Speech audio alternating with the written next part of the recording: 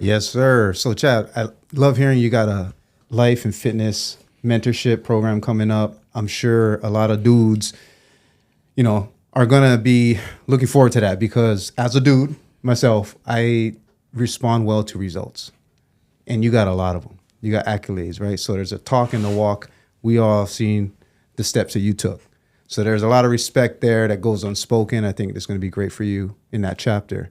On that note, we hear a lot of people talk about growth mindset, and we touched on that in the beginning. So as someone with the accolades that you have, with the results that you have, the walk, the steps that you've actually taken, I want to hear, it's kind of a three-part question. First, I like to hear your definition of growth mindset. Follow that up with what's the biggest enemy to growth mindset? And then finish with how do you battle that enemy to growth mindset? Great question. Man, my definition of, true growth mindset, it goes along with like relentless pursuit. Like if you look at my life, my career, I never stopped. I never wanted to stop. I never hang my hat on my previous successes or failures. I'm always looking for the next challenge, the next opportunity, the next whatever, right? Because I believe that there's always more to do, more to accomplish, more to get better at. Like that's true growth mindset, is knowing that your best is still ahead of you. Never settling, never being comfortable. That's what it is. The constant pursuit of your best and believing that it's still ahead of you. Regardless if I'm a Hall of Fame athlete, that's in the past. Like, what am I doing today? What am I looking forward to doing tomorrow? How am I, where's the next mountain? So growth mindset is never stop pursuing greatness, your greatness. Not what, and so the next part of that, right, which was what can get in the way of that is, and it's all right here. It's I talked about believing that your best is ahead of you, right? Always. Self-doubt, and then allowing outside noise, what you see, what you hear, what you think is the norm, what you think is the right thing you should do. Those outside noises is going to blur your vision. So you can't have self-doubt. Your self-confidence and your belief needs to be so strong and so developed that you don't even hear the noise. You don't see the blurriness. You don't feel the rain when it's raining. You got to be so driven that in the midst of adversity, you know that this is your time that you're going to be shining the greatest, because you know that through all of life's toughest challenges, you came out on top through that better than what you were before. So it's the belief that's going to help you get through it. And then it's that noise and it's that self-doubt that if you allow it to come in, you'll get distracted. You start making excuses. You start creating false outcomes, right? And that takes away motivation. That keeps you in bed, right? That gets you eating chips at night.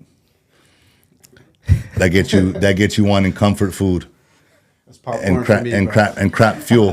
You know what I'm saying? So that's the trickle effect, right? That's the trickle effect, and that's the majority of the people, and it's all here. So, and then the last part is, what was the last one? How to you kind of said it combat it? Yeah. Yeah, it's so at the end of all this, right? Or at the beginning, at the end, to kind of wrap it all in, your foundation needs to be laid on a solid structure. So we must first build our foundation, right? Because if that foundation is soggy, wet, that house gonna slide. It's gonna fall. It's gonna crumble. Mm-hmm. So we have to identify the foundation first, right? Is it God? Should be one of your pillars that's standing you up, right?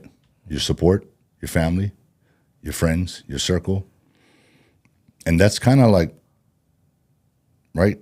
Your self-belief, self-confidence. I mean, there's a few other things we can throw in there, but like, you've got 3 solid pieces that should not be altered, that are gonna be there no matter what. So foundation first, that's solid. Now we can move on to building out the framework.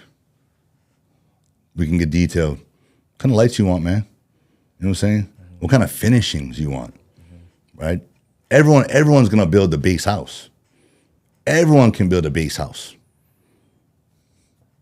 But what do you want your house to look like? I don't want a base house. I want what I want. I want what I envision. I want the best. And it takes all these things that I'm talked about in order to achieve your best house. And guess what?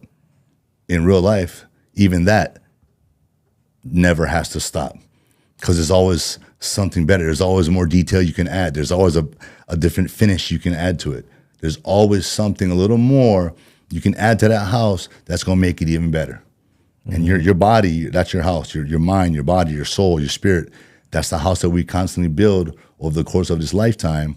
And at the end of it, you want to make sure that your legacy is one worth owning. Ooh. And I'll just leave you with that as a little bit of a taste of. Yeah. That's the cherry on top, brother. Drop right Life there, coach, man. Okay, well, we appreciate that, my friend. Can you tell people where they can find you? Because we're going to move on to Rena shortly. Where can people find you? Yeah, the best way, man, right now, I mean, is probably Instagram. You know, that's where I'm most active, at Chad Owens 2. That's at Chad Owens, and then the number 2. All my emails, links in the bios to reach out to me for, lifestyle coaching, soon to be life coach, mentorship for men. That's coming. And that's really it, man. It's that's what we do. I'm available to help you, and I want to help you. So, man, I appreciate you, brother. This has been a amazing sort of discussion, to chop it up, to go down memory lane a little bit, but more so to inspire, man, and motivate, and to give people perspective and insight on what I've done, but more so how I did it, what I'm doing, and now where I'm going. So I appreciate you, brother.